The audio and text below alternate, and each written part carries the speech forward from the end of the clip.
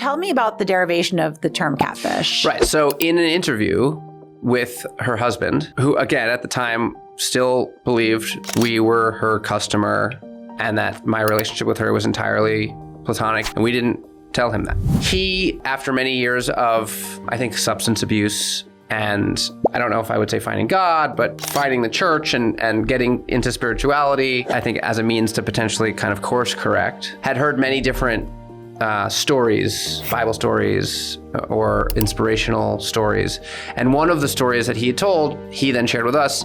We asked him about Angela. We said, hey, tell us about your wife. What's she like to be married to, as a mother, as a partner? And he said, well, she's amazing. She can do everything. She doesn't just cook dinner, she makes a meal, right? And, again, in his eyes, she is, and I agree, just a phenomenal woman. She does her art. And he then said, but, I understand she's also a bit of a wild one.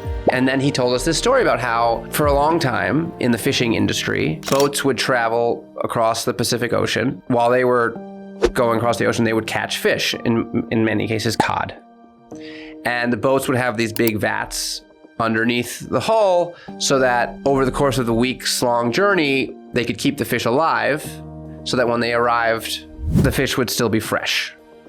But after weeks of being in these vats, confined with no stimulation, the fish would become less delicious because their muscle, however it works, I don't understand. They just stop swimming. They stop moving around. They're not eating their normal diet. They're not getting whatever. So it doesn't take long before our fish becomes less delicious and or, flaccid cod. I don't know. Right. Yeah.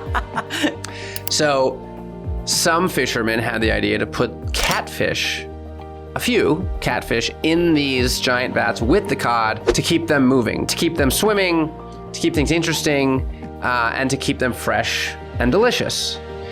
And in his eyes, Angela was a catfish, was this interesting, unpredictable woman who is willing to sort of bend and or break the rules, but keeps life interesting, keeps us guessing, keeps us on our toes. This is his words. He says, I thank God for the catfish, because if we didn't have them, life would be boring, dull, and droll. And it just was such a incredibly and strangely unknowingly accurate description of her. For the year and a half that we edited the film, every clip was potentially in or out except that. That 30 seconds of interview was always the sort of centerpiece of the third act. There was no way that wasn't going to be in the film because it was such a beautiful, poignant, insightful description of Angela and captured the whole concept of the experience so perfectly that we always knew it should be in there, and then it eventually also instructed us to call the film Catfish.